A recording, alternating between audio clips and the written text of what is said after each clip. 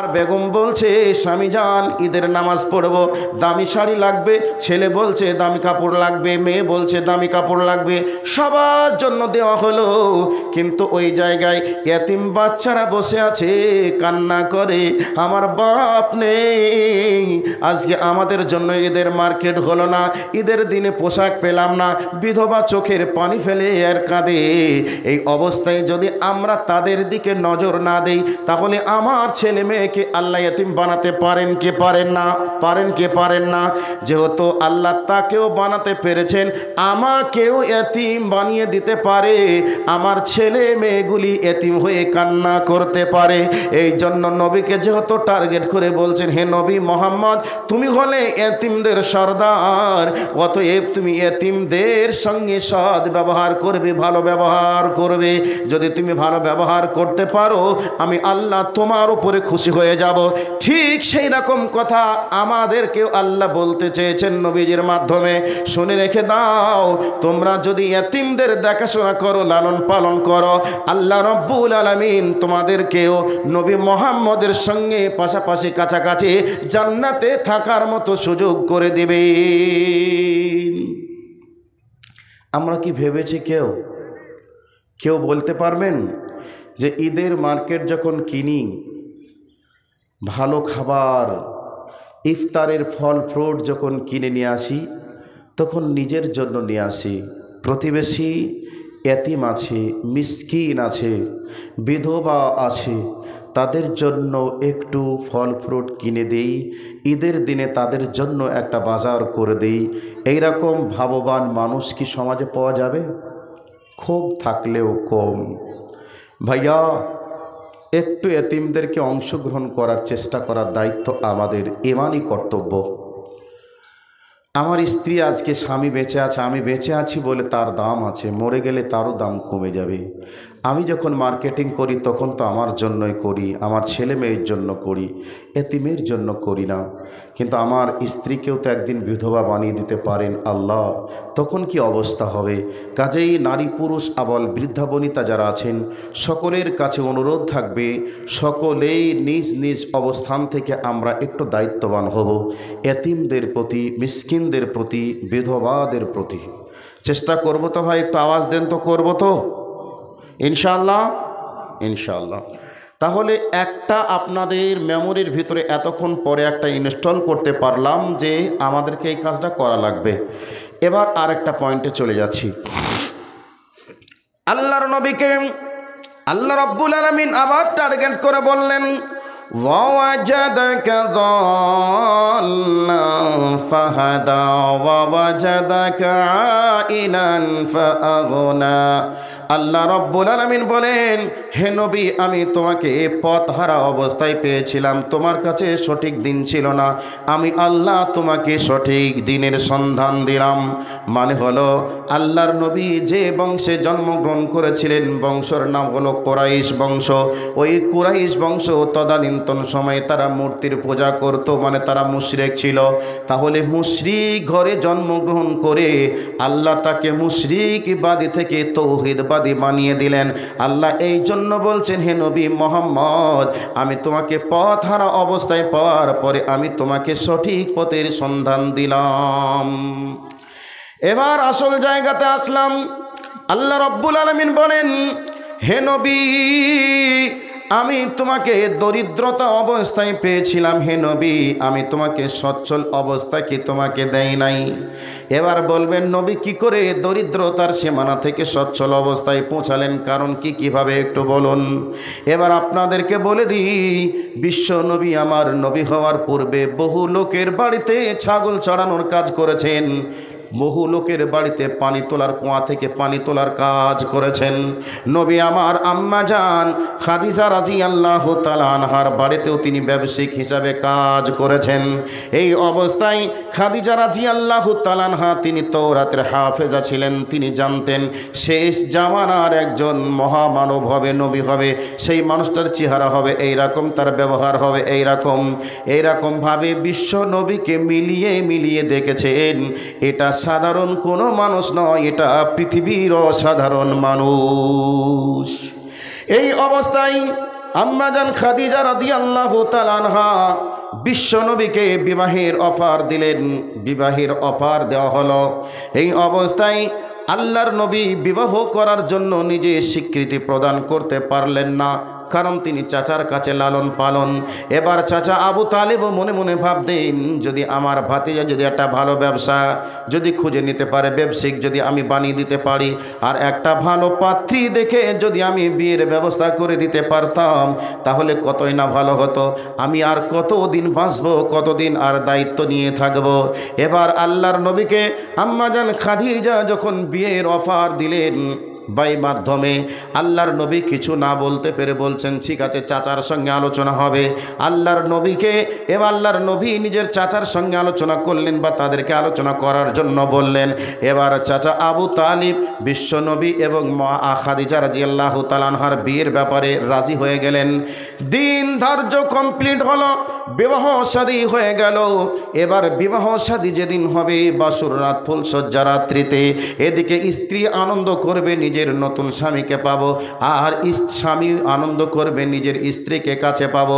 এই নিয়ে দুইজনের মনের ভিতরে কৌতূহল থাকবে, তারা আনন্দের জোয়ারে খেলবো বলে তারা আনন্দে উত্তাল হয়ে উঠবে। এই অবস্থায় বিশ্বনবী আমার বাসর রাত্রিতে, ফুলসজ্জা রাত্রিতে, বাসর রাত্রিতে নিজের স্ত্রীর কাছে না গিয়ে গোপনে তিনি বসে বসে কান্না করি। এই অবস্থায় রাত যখন প্রায় অনেকটা পার হলো, খাদিজা রাদিয়াল্লাহু তাআলা আনহা মনে মনে ভাবলেন, এবার আমার স্বামী আমার কাছে আসবে, কিন্তু আসে নাই। এই অবস্থায় হযরতে খাদিজা রাদিয়াল্লাহু তাআলা আনহা বিশ্বনবীর কাছে গেলেন। আর বিশ্বনবীর মন খারাপ অবস্থা দেখে খাদিজা বলছেন, নবী মোহাম্মদ, হে মোহাম্মদ, তোমাকে মনে হয় জানো আমি বিবাহের জন্য বলেছিলাম, ভুল করেছি।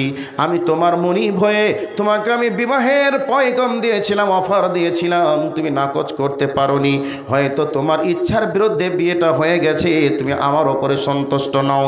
এই অবস্থা যখন বলতে শুরু করলো, হযরতে খাদিজা মনে মনে খাদিজা বলতে লাগলেন, হে নবী মোহাম্মদ, বা তখনও নবী হয়নি, বলছে, হে মোহাম্মদ, আমাকে তোমার পছন্দ হয়নি।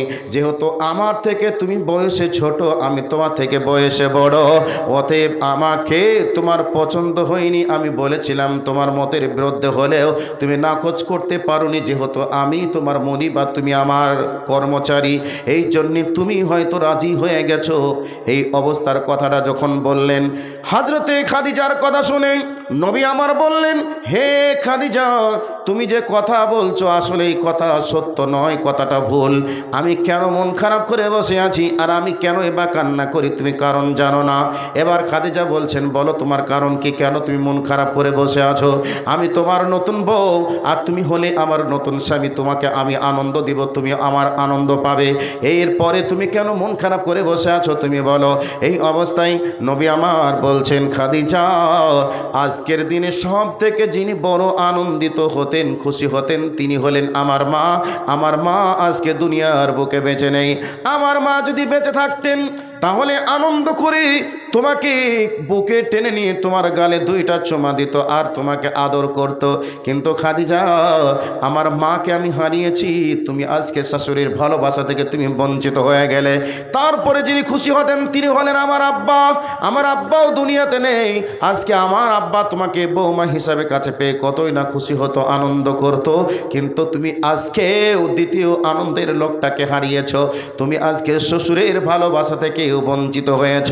আর একটা দুঃখ, টেনশন আমার, সেটা হলো আমি এমন অসহায়, এমন গরিব।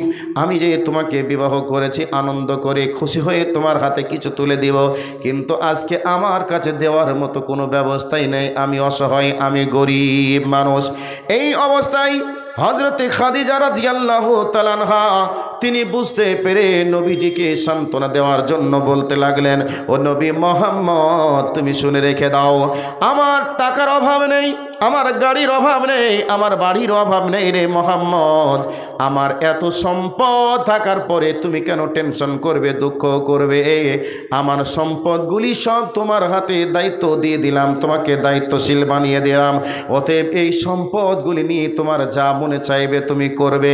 আল্লাহ রাব্বুল আলামিন এই দিকে টার্গেট করে বলছেন, হে নবী মুহাম্মদ, তোমাকে আমি অসহায় অবস্থায় পেয়েছিলাম, আমি তোমাকে কি ধনী বানাই নাই, তোমাকে মালদার বানাই নাই।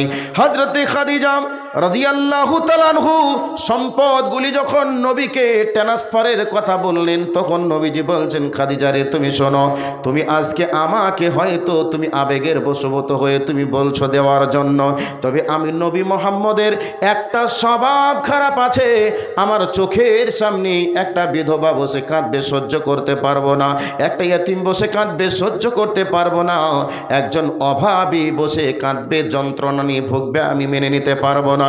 অতএব আমার একটা স্বভাব আছে, আমার পকেটে যা থাকে আমি মানুষকে দিয়ে মানুষের অভাব বোঝার চেষ্টা করি। তবে খাদিজা, তোমার সম্পদগুলি যদি দিতে দিতে একদিন শেষ হয়ে যায়, নিঃস্ব হয়ে যাও, সেদিন তুমি হয়তো কমেন্ট করে বলবে, হে নবী মুহাম্মদ, এমন একটা স্বামী পেলাম, তোমাকে বিবাহ করার পরে আমার সম্পদগুলি সব শেষ হয়ে গেল, আমার সম্পদগুলি সব শেষ হয়ে গেল, আজকে আমি অভাবী হয়ে গেলাম, দারিদ্রতার সীমানায় নেমে গেলাম, এমন কথা তুমি বলবে। হযরতে খাদিজা রাদিয়াল্লাহু তাআলা আনহা তিনি বললেন, হে নবী মুহাম্মদ, আমার সম্পদগুলি সব যদি তুমি মানুষকে দুই হাত ভরে মানুষকে দিতে দিতে দিতে দিতে যদি শেষ করে দাও, আর যদি তুমি একদিন আমি দরিদ্রতার সীমানা নেমেও যাই, তবু আমি কোনো দিন মুখ খুলে বলবো না, নবী মুহাম্মদ তোমাকে বিবাহ করে আজকে আমি অসহায় হয়ে গেলাম। কেমন নবী ছিলেন, কেমন নবী ছিলেন? সেই নবীজির ডিউটিটা কেমন ছিল, দায়িত্বটা কেমন ছিল? সেই নবীজির উম্মত আমরা কোরআন পড়ি, ছেলেরা কান্না করে ঝেড়ে দিই, আমরা কোরআন পড়ি, মাঝে মধ্যে কোরআনকে পড়ার একটু চেষ্টা করি, কুইকাই করে, কিন্তু কোরআনের ভিতরে কি আছে দেখার চেষ্টা করি না, আর কোরআনের ভিতরে কি আছে তার রূপরেখাকে বাস্তবে রূপান্তরিত করার চেষ্টাও করি না। যার কারণে মুসলিম ঘরে জন্মগ্রহণ করার পরে আমাদের মাঝে কোনো পরিবর্তন নেই, আর মুসলিমের কোনো বৈশিষ্ট্য আমাদের ভিতরে নেই। যদি মুসলিমের বৈশিষ্ট্য আমাদের ভিতরে থাকতো, তাহলে এক অন্যের উপরে আমরা জুলুম করতাম না, এক অপরে আজকে আমরা 2 তলা 3 তলা 4 তলা বাড়িতে বসবাস করব। ওই জায়গায় একটা বিধবার বাড়িতে শীতের দিনে ঠান্ডা কনকনানি শীত তার ঘরের ভিতরে ঢুকবে, বর্ষার দিনে টুপ টুপ টুপ টুপ করে তার বাড়িতে পানি পড়বে, আর আমরা 4 তলা ফ্ল্যাটের উপরে বসে থাকবো, 2 তলা 1 তলা ছাদওয়ালা বাড়িতে বসে থাকবো, আর বিধবা তার বাচ্চাগুলিকে নিয়ে মুরগির মতো আগলিয়ে রাখবে।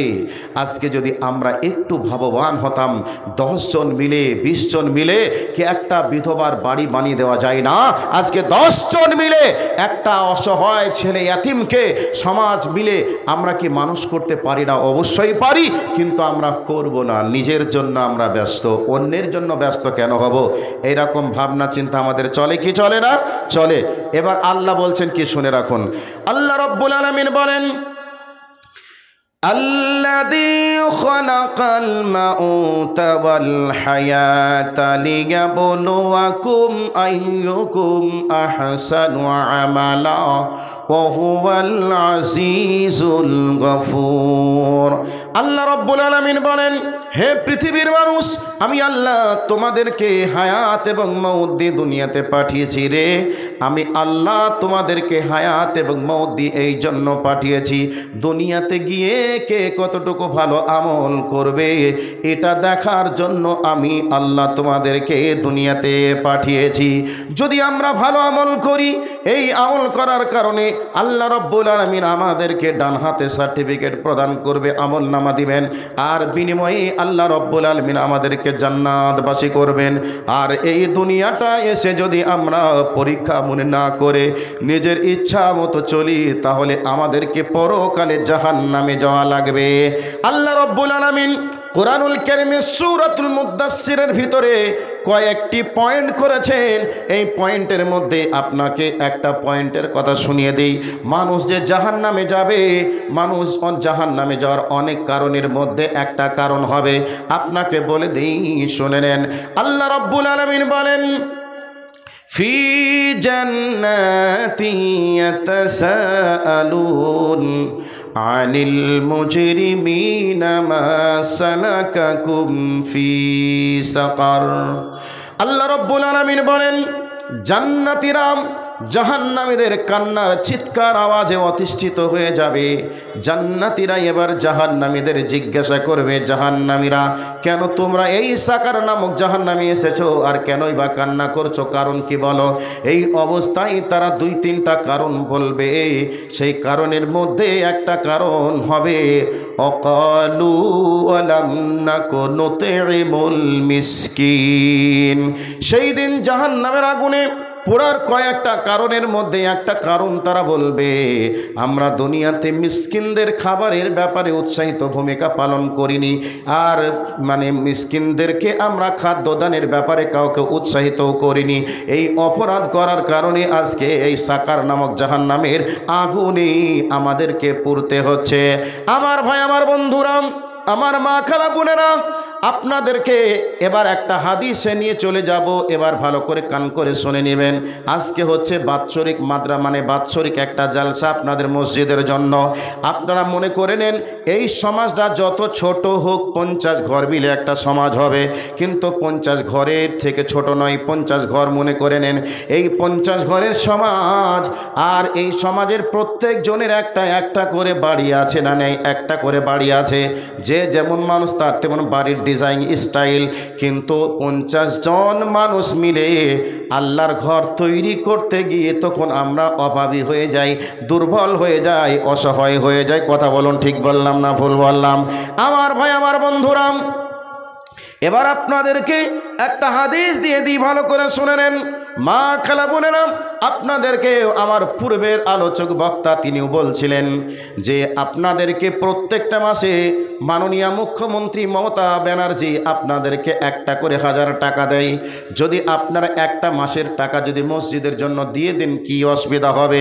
এতদিন দিত না, এতদিন কি সংসার চলেনি? এবার আপনারা বলবেন, মাওলানা এতদিন টাকা দেয়নি, কি মসজিদ চলেনি? এমন কথা আপনাদেরও থাকতে পারে। তবে আপনাদেরকে বলে দিই, যখন থাকে না তখন বিকল্প বুদ্ধি বার করতে হয়।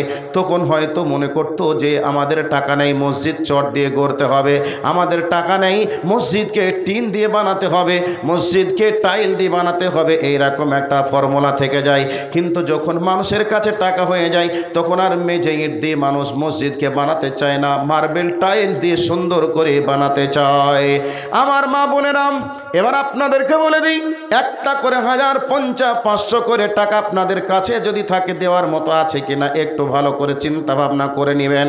আল্লাহর নবী বলছেন, বানি ইসরাইলের 3 জন ব্যক্তি ছিল। 3 জন ব্যক্তিকে আল্লাহ চাইলেন একটু ল্যাবরেটরিতে টেস্ট করে দেখি, পরীক্ষা করে দেখি। 3 জন ব্যক্তিকে, একজন ছিল আকরা, তার হলো টাক মাথা, আর একজন হলো আবরাস, তার শরীরে ছিল ফুল পড়া রোগ, আর একজন হলো আমা, অন্ধ।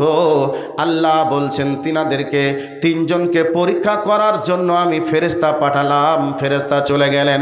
ফেরেশতা যাওয়ার পরে 3 জনকে বললেন, ও আমা, অন্ধ, ও টাক মাথা, ও শ্বেতরোগী ব্যক্তি, 3 জনকে 3 বার গিয়ে বললেন, বলো তোমার কাছে সব থেকে তোমার পছন্দনীয় জিনিসের কথা বলো।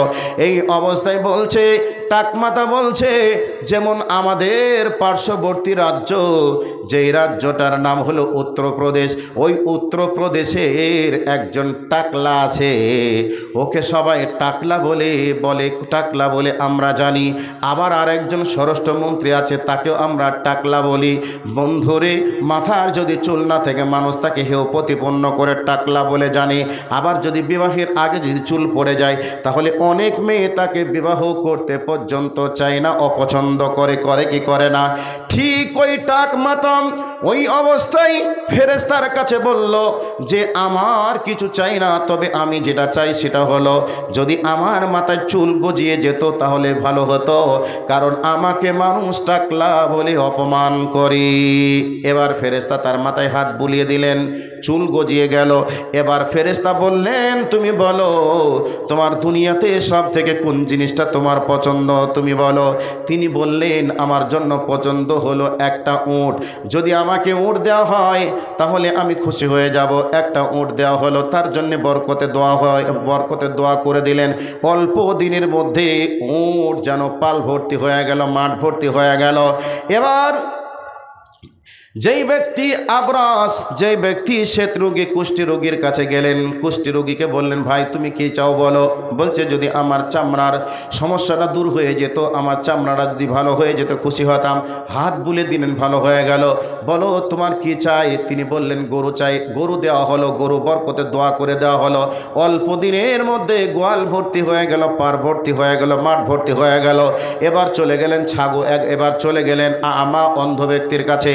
অন্ধ ব্যক্তিকে গিয়ে বলছেন, ভাই তুমি কি চাও, কি পেলে খুশি হবে। সেই ব্যক্তি বলছে, ভাই রে, আমি চোখে দেখতে পাই না দুনিয়াটা কেমন, মা বাবা কেমন, ছেলে বউ কেমন, দুনিয়ার রং কেমন আমি কোনোদিন দেখতে পাইনি।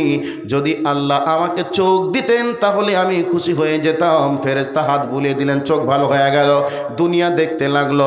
এবার বলছে, দুনিয়ার সম্পদের মধ্যে তোমার কি পছন্দ। বলছে, আমার ছাগল পছন্দ। ছাগল দেওয়া হলো, বরকতে দেওয়া হয়ে গেল, ছাগলে মাঠ ভর্তি হয়ে গেল। আল্লাহ আবার চাইলেন, এবার ওদেরকে তিনজনকে পরীক্ষা করে দেখা যাক কে তার অরিজিনাল জায়গাতে অটুট থাকে। এবার পরপর তিনজনের কাছে মানুষ রূপে, ভিখারি রূপে এবার ফেরেশতা আল্লাহ রব্বুল আলামিনের পক্ষ থেকে চলে আসলেন। এবার টাকমাতার কাছে এসে অভাবটা জানালেন, ভাই আমি বিদেশি মানুষ, আমি এসেছিলাম ভ্রমণ করতে, আমার টাকা পয়সা সব শেষ হয়ে গেছে, চোট হয়ে গেছে, হারিয়ে গেছে, অতএব আমার বাড়ি যাওয়ার মতো কোনো ব্যবস্থা নেই। আপনার তো অনেক উট আছে, একটা উট দেন, আমি বিক্রি করে আমি আমার বাড়ির দিকে যাব।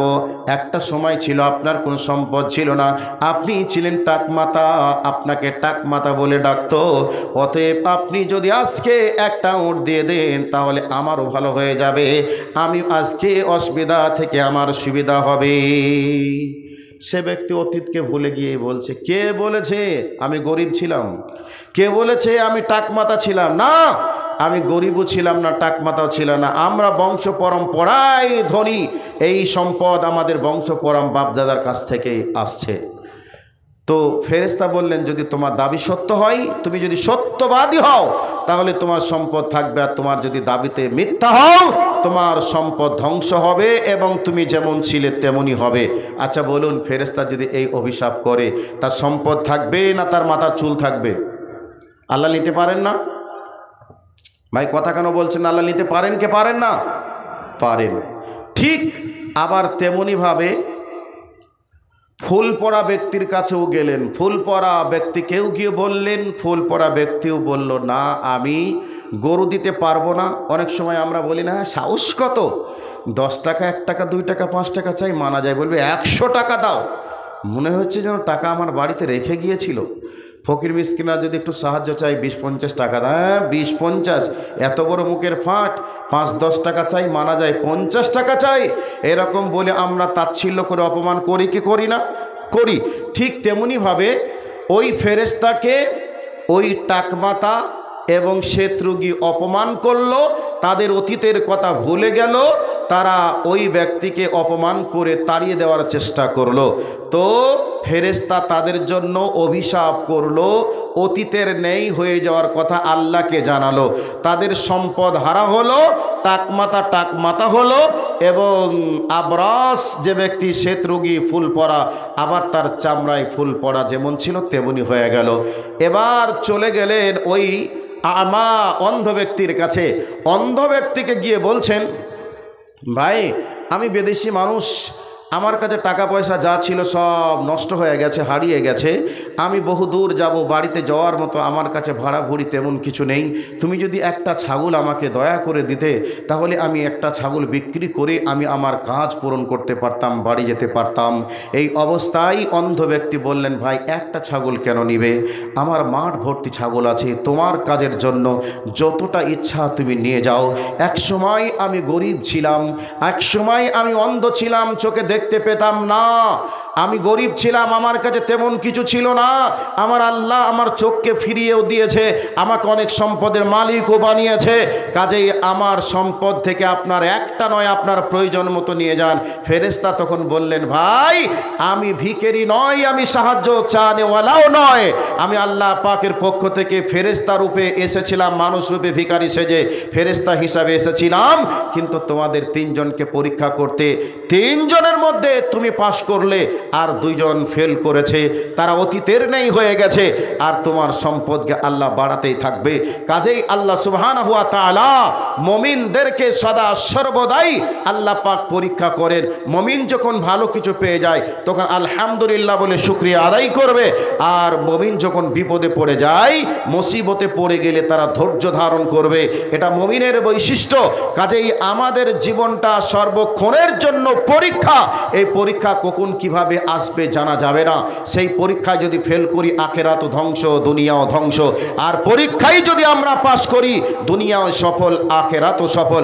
কোরআনুল কারীমে সূরাতুল বাকারাতে আল্লাহ সুবহানাহু ওয়া তাআলা তিনি বলেছেন, ওয়ালা নাবলুওয়ান্নাকুম বিশাইয়্যিম মিনাল খাউফি ওয়াল জুই ওয়া নাকসিম মিনাল আমওয়ালি ওয়াল আনফুসি ওয়াস সামারাত ওয়াবাশশিরিস সাবিরিন।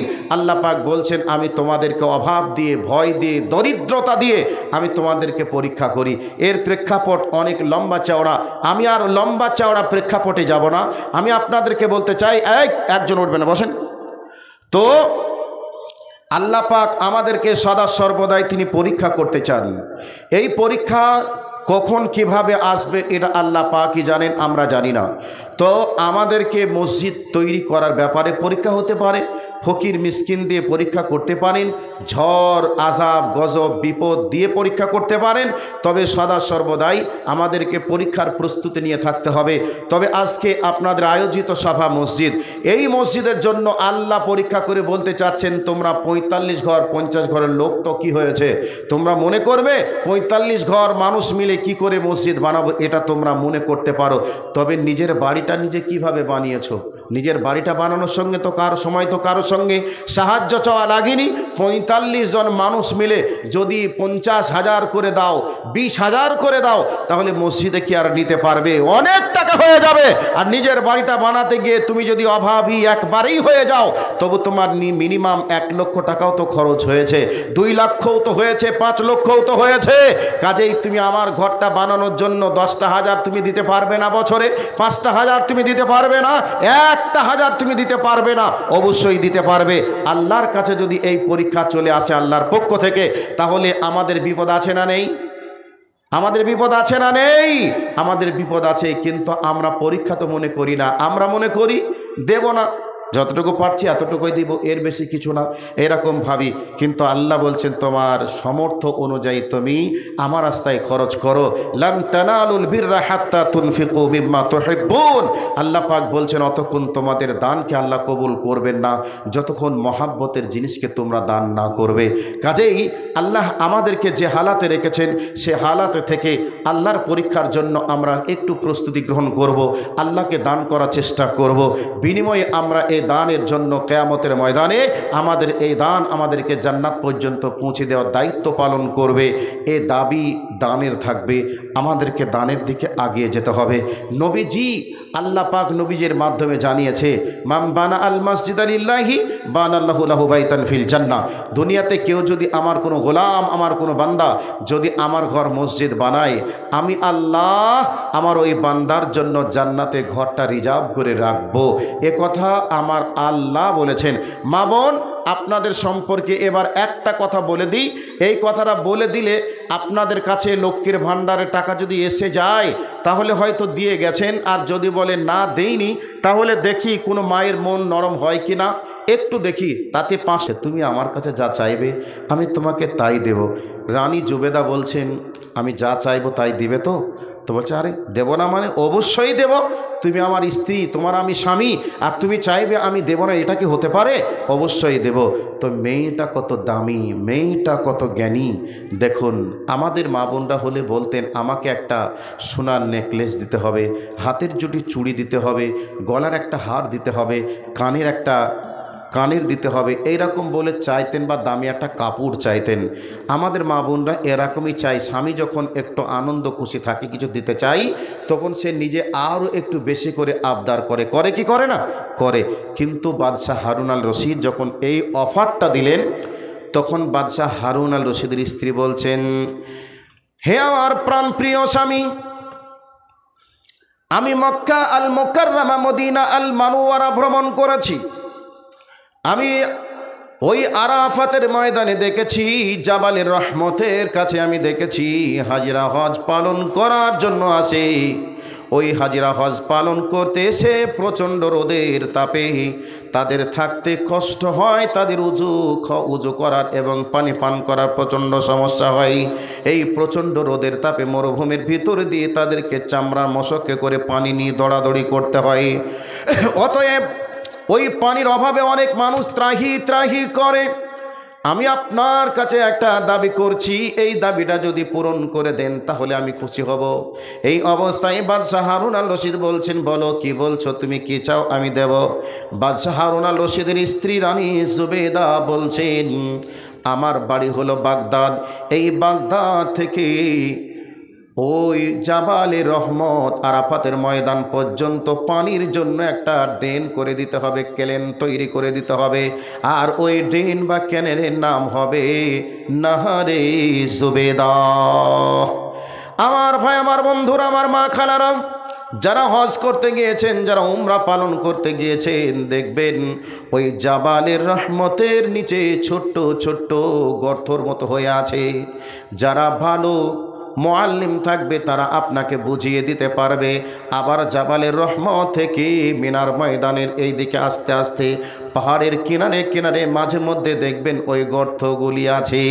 মানে ওই বাগদাদ থেকে জাবালের রহমত পর্যন্ত পানির ড্রেন করে দেওয়া হয়েছিল। বাগদাদ থেকে পানি একবারে জাবালের রহমত পর্যন্ত আসতো। আর ওই সময় হাজিরা ওই পানি নিয়ে গোসল করতেন, ওই পানি নিয়ে উজু করতেন, পানি পান করতেন। তাহলে ওই অবস্থায় পানির প্রয়োজন ছিল। আর ওই পানির প্রয়োজনকে পূরণ করার জন্য বাগদাদ থেকে একবারে জাবালের রহমতের রাস্তা 1 কিলোমিটার নয়, 2 কিলোমিটার নয়, 100 কিলোমিটার নয়, 1400 কিলোমিটার রাস্তা। এই 1400 কিলোমিটার রাস্তা তিনি পানির ক্যানেল তৈরি করেছিলেন। সেই ক্যানেলটার নাম দেওয়া হয়েছিল নাহারে জুবেদা। ভাইয়া, পৃথিবীবাসীকে একটা জিনিস দিয়ে চলে গেলেন রানী জুবেদা। ওনার ইতিহাস আছে। ইতিহাস যদি বলা হয় অনেকটা সময়ের প্রয়োজন হবে মা বোন। তো রানী জুবেদা স্বামীর কাছে কি চাইলেন? পরকালের লাইনকে ক্লিয়ার করে জান্নাতের রাস্তা ক্রয় করে নিলেন স্বামীর কাছ থেকে। হাজিরা ওই পানি পান করে কত না খুশি হবে, কত না দোয়া করবে। আজও পৃথিবীবাসী জানে এই নহরটা কার। এই নহরটা হচ্ছে রানী জুবেদার। কিন্তু এখন পানির আর প্রয়োজন নেই বলে সৌদি গভর্নমেন্ট অন্যভাবে পানির ব্যবস্থা করে নিয়েছে বলে আজকে ওই ক্যানেলটা আজ নেই। তবে জায়গায় জায়গায় আছে, দেখার জন্য পানির আর সেই ব্যবস্থাটা নেই, বন্ধ হয়ে গেছে। মা ও বোন, আপনারাও কি একটু আল্লাহর ঘরে 1000 টাকা দিয়ে বলতে পারবেন না যে রানী জুবেদা তো এত টাকা দিয়ে নহর করে নিয়েছিল, তো আমি 1000 টাকা দিয়ে দেব। আজকে হচ্ছে 28 তারিখ চলছে, 27 তারিখ পার হয়ে আমি এই মাসের টাকাটা উঠলেই দিয়ে দেব। নেই, দিয়ে দেব। এই নিয়াত করে দেওয়ার মতো কেউ কি নেই? আছে। মা বোন, আপনারা হয়তো আর নেই, চলে গেছেন। যদি চলে যান তাহলে সেই উলবনে মুক্তা ছড়ানো হচ্ছে। আর যদি বলেন না আছে, তাহলে দেখি 1-8 আছেন কি না। আমার বাবাজি ভাই জীবনেরা যারা বসে আছেন সামনে, যদি আপনারা মনে করেন যে রানী জুবেদাকে তার স্বামী